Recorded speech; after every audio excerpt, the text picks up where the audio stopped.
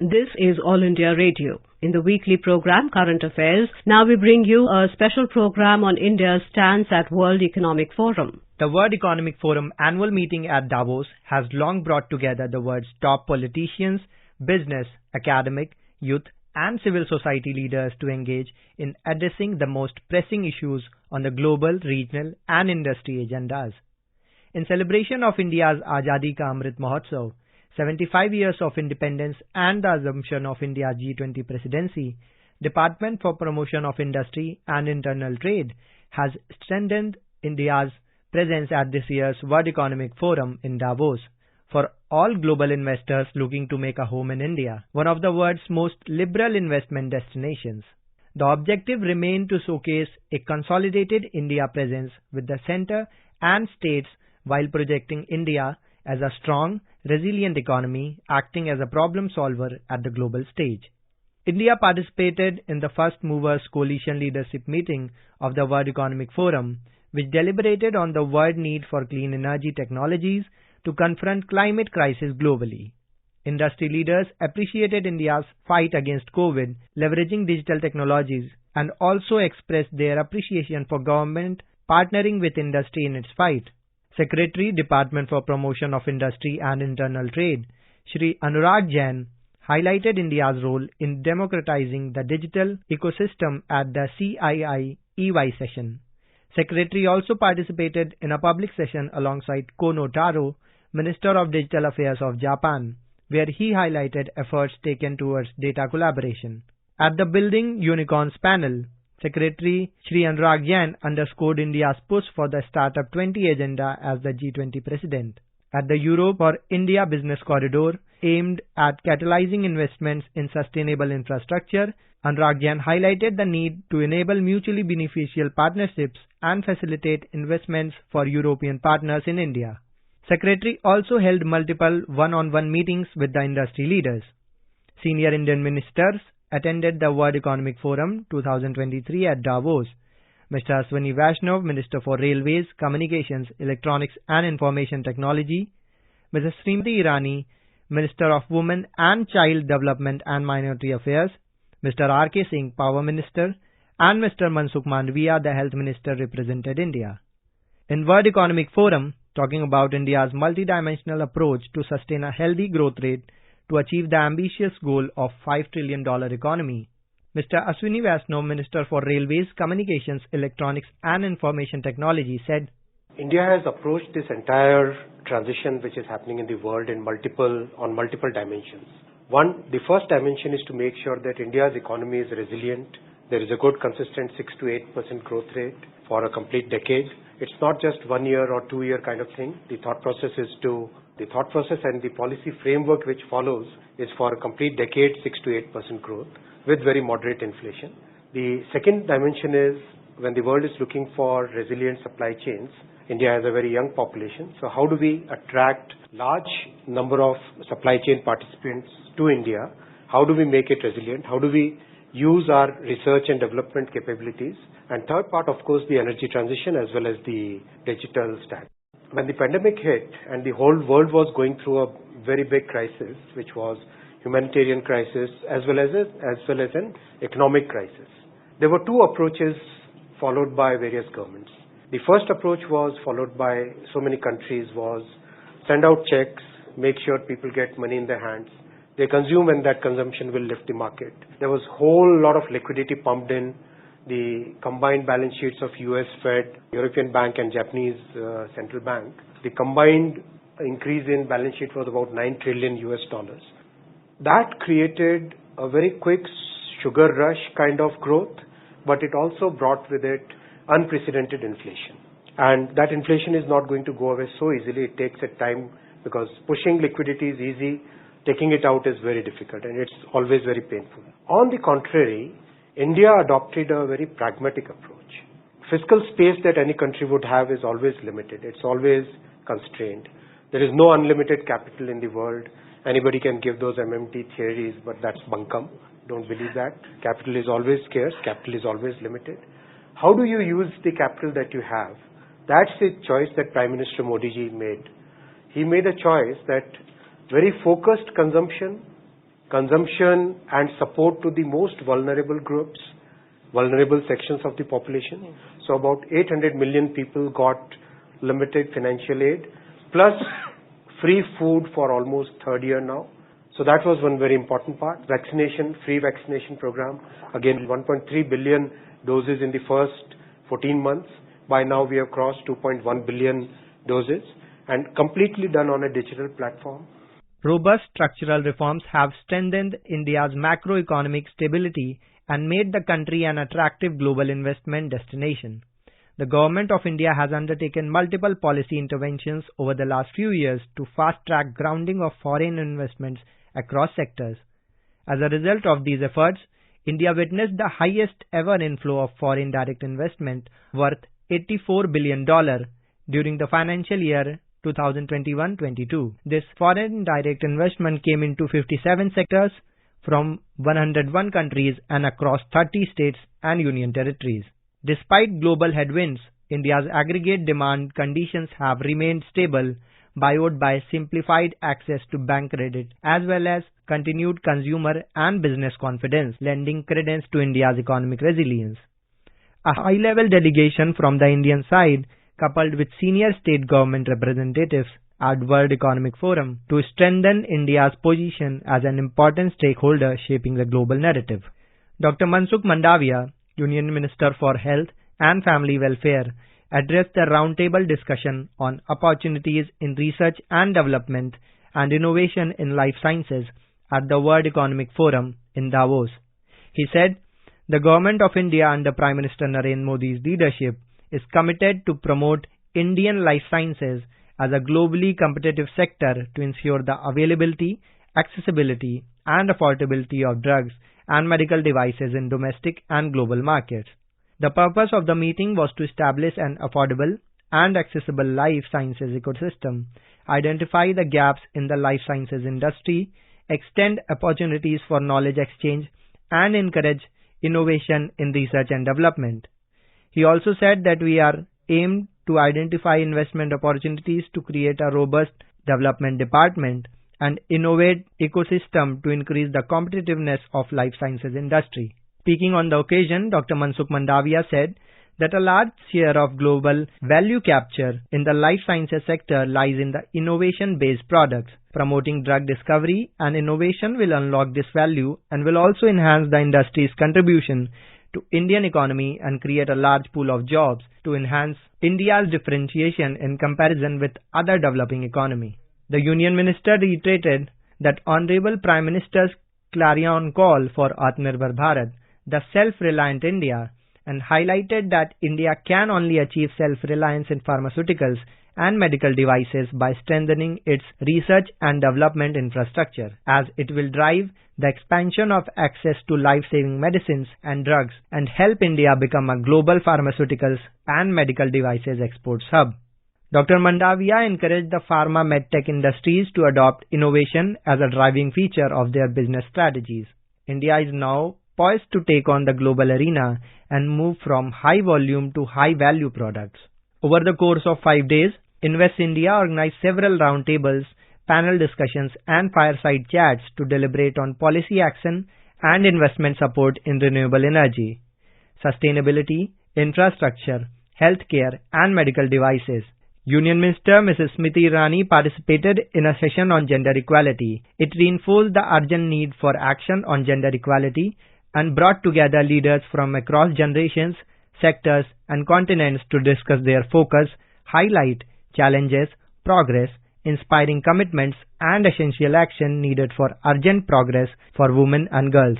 Speaking on a discussion on income equality and social protection work in India, Mrs. Smriti Irani, Minister of Women, Child Development and Minority Affairs, emphasized on India's food security and public welfare schemes.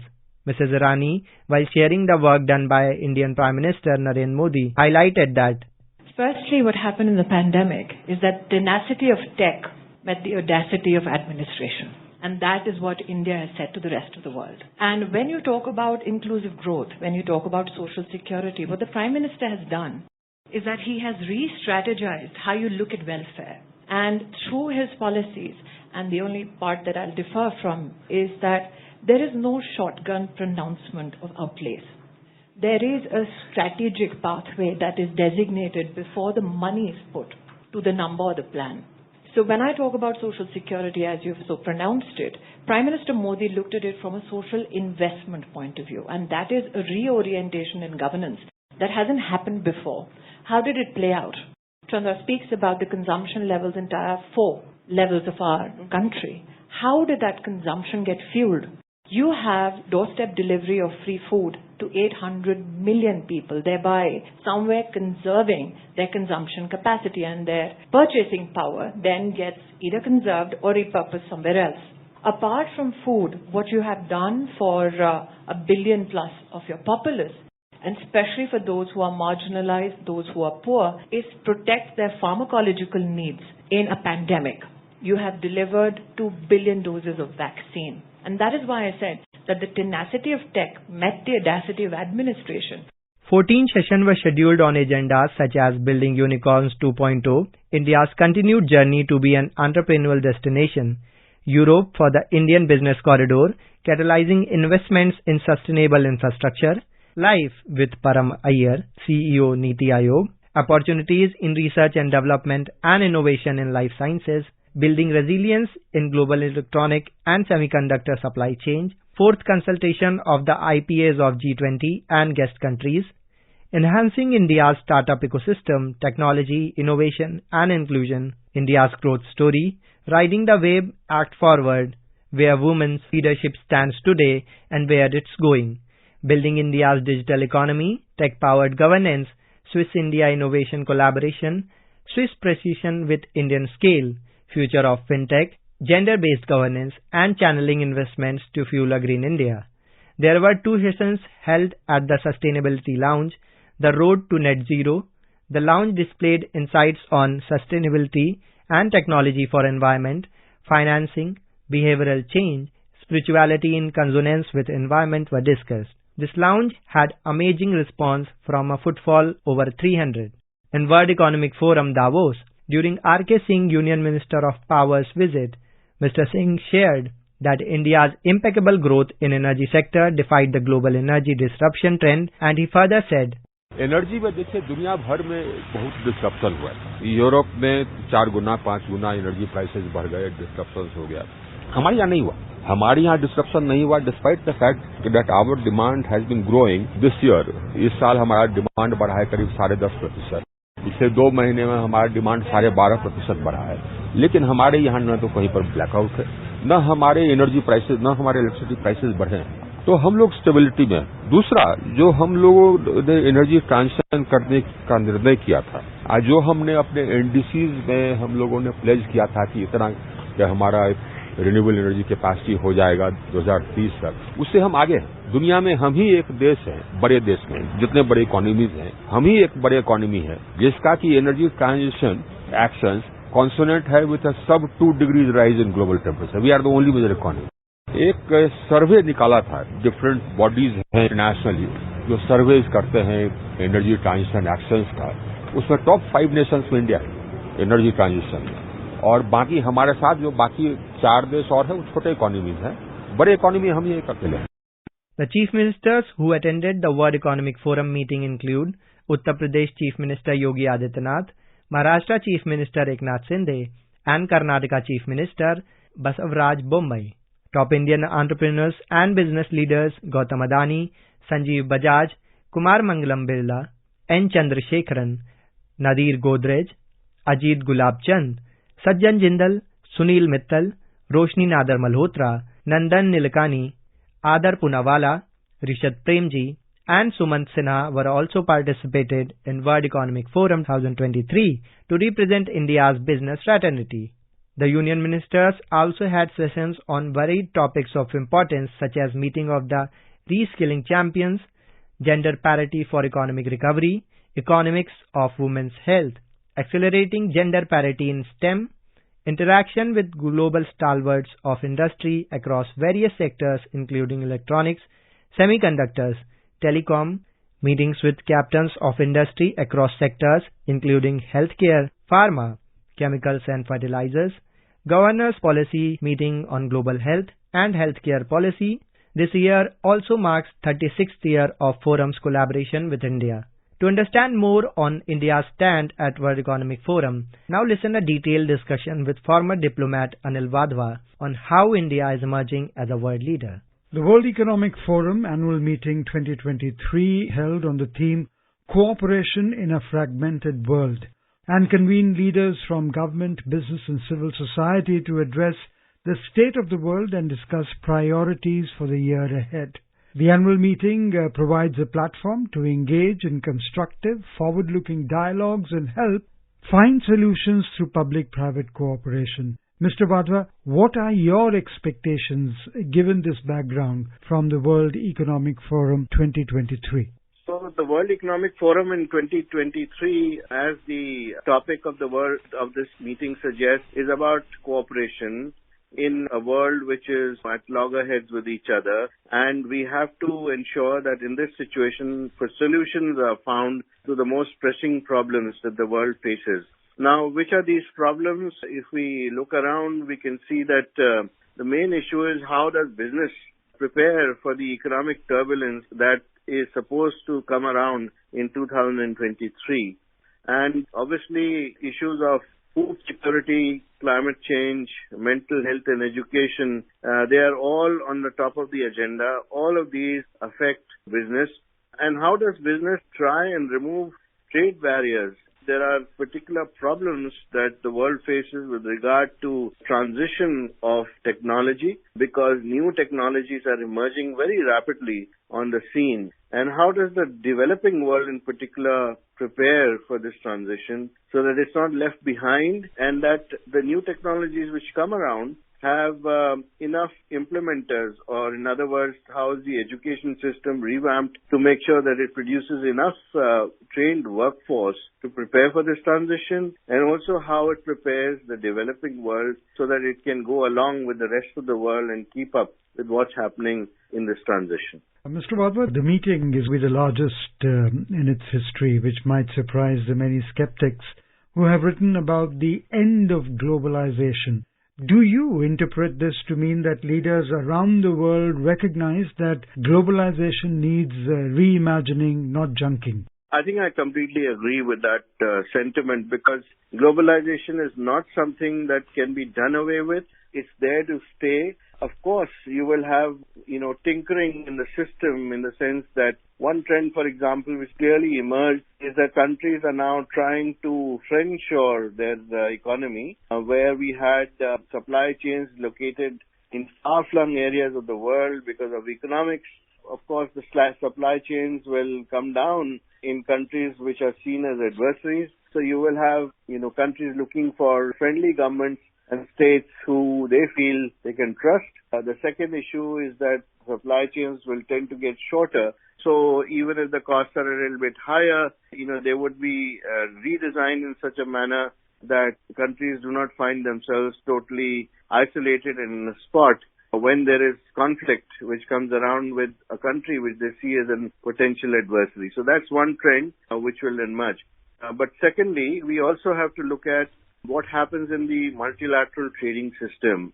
And that is led in particular by the WTO, where enormous amounts of reforms are needed in the system. And that is why countries have this feeling that the globalization era is in difficulty. But if you bring about reform in the world trading system and you bring down trade barriers, then of course this problem will receive a solution. Most importantly, it is the developed world which has to take the lead in this. The developed world must realize that unless they take the others along, that they will be facing much more crises going forward. So the world has become so interconnected nowadays that it is not possible any longer not to have a world system which at least works in some form.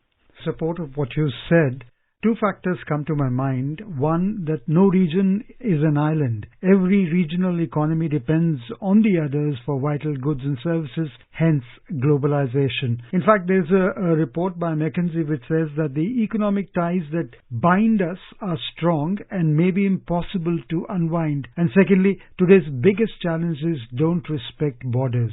You look at the pandemic that the world faced together, the disruptions that the world faces. So all this says that globalization has to be there. The support of each other has to be there. I agree, that line of thinking completely, because we've come a long way since we started globalizing and since we started interdependencies. And these interdependencies are very difficult to shrug off. In fact, a number of countries have tried to move their companies out, for example, from China, in particular the United States, or even Japan. But that's not been possible to do, at least in the short term. Perhaps in the longer term, these companies will tend to diversify a little bit more and probably invest in other countries instead of putting all their eggs in one basket. But what has been achieved so far is very difficult to remove and to undo. And companies, of course, look for profit. So given that premise, I think we will live in an era of at least a certain amount of globalized world in the near future. I don't see how a fragmented world is going to help in further development. In fact, the more fragmented the world becomes, the worse is going to be the economic situation all around the world.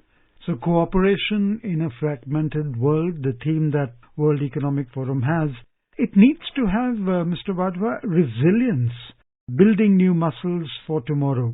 Now, global disruptions isn't slowing down in every arena, as you very rightly pointed out, from geopolitics to food and energy, business as usual, is proving to be inadequate. What is your take on this, that resilience is extremely important to build new muscles for tomorrow? I think businesses need to prepare themselves for the economic turbulence by laying emphasis on climate change and in speeding up the green energy transition. They should also concentrate on how to use new technologies so that their business models are revamped in order to increase production. And finally, to pay attention to the healthcare crisis and what is required by way of solutions so that there is collective action taken in that regard. And finally, to work together towards sustainable food systems in order that the world at large does not have shortages in that regard. What about sustainability, balancing the energy transition and energy resilience for a net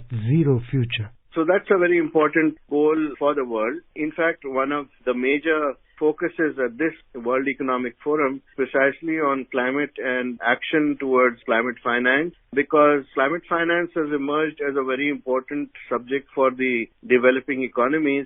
They don't find themselves in a position to carry out much action in this field unless they get support for this. So the models that have evolved so far are not considered to be adequate in that regard. So what can the world do to help the countries who are in this situation, who are already reeling from high prices and inflation, and they are also being affected by high energy prices which have resulted from the ongoing Ukraine conflict. So this is the main issue that is discussed in that particular segment of the World Economic Forum. But there's definitely sustainability is a very important subject at this WEF.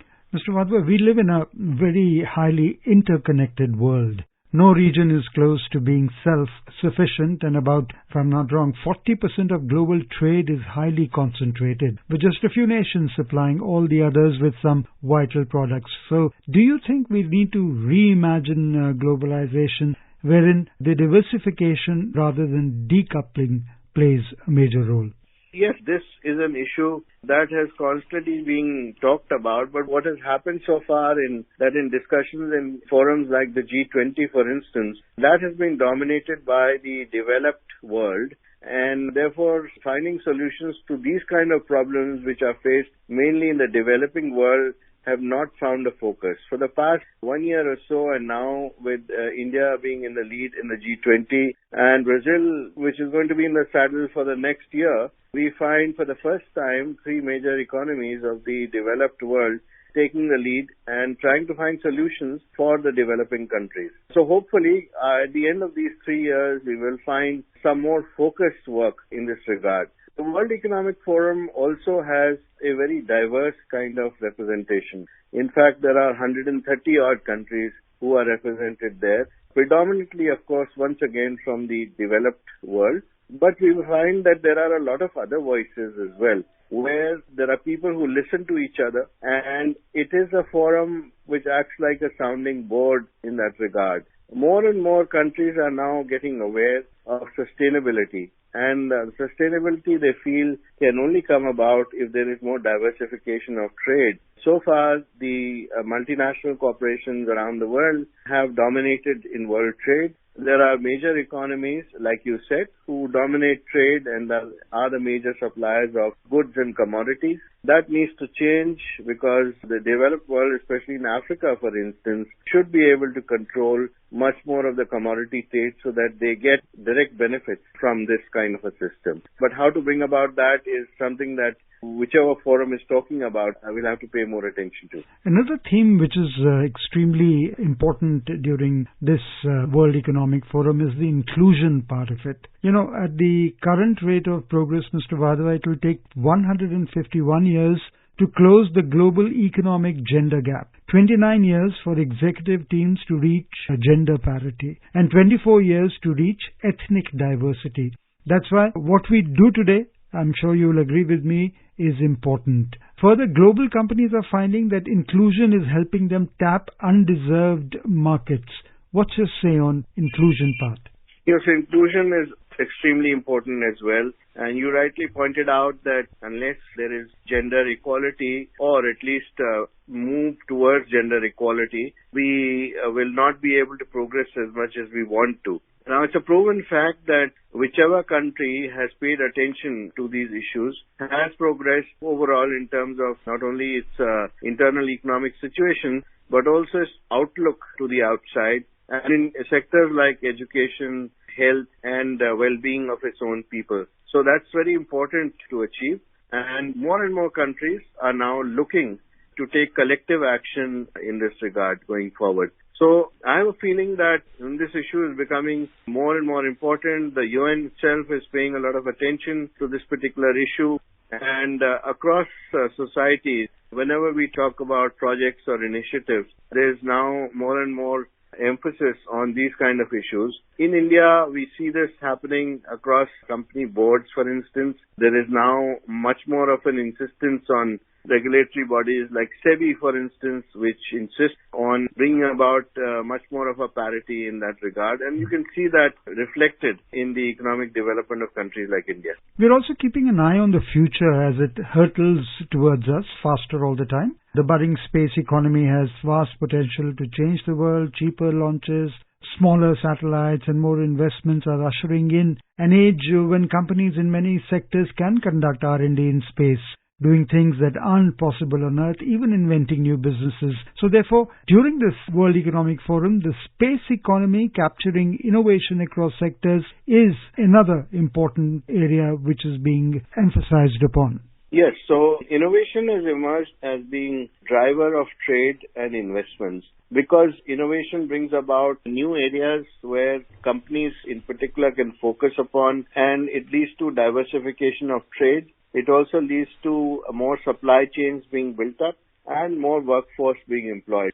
Going forward, one can think about a world in which you will have many new innovations, and they will be aided by artificial intelligence, new technologies, and these will aid new avenues to be opened up for investments and trade. Some are the sectors which we can't even imagine at the moment. So, and the spin-off of this, of course, is the employment situation and the effect that this will have on the education systems around the world, because companies and also countries themselves will have to adapt, preparing a workforce for implementing these new situations which arise and trying to take advantage of the new innovations which come about. So all this is going to create a world in which we are quite unsure about how we transit to that situation. But it's good that forums like in the World Economic Forum now is already debating these issues, and they are also talking about how this transition will take place in the future. Mr. Wadhwa, thank you for being with All India Radio. Thank you very much.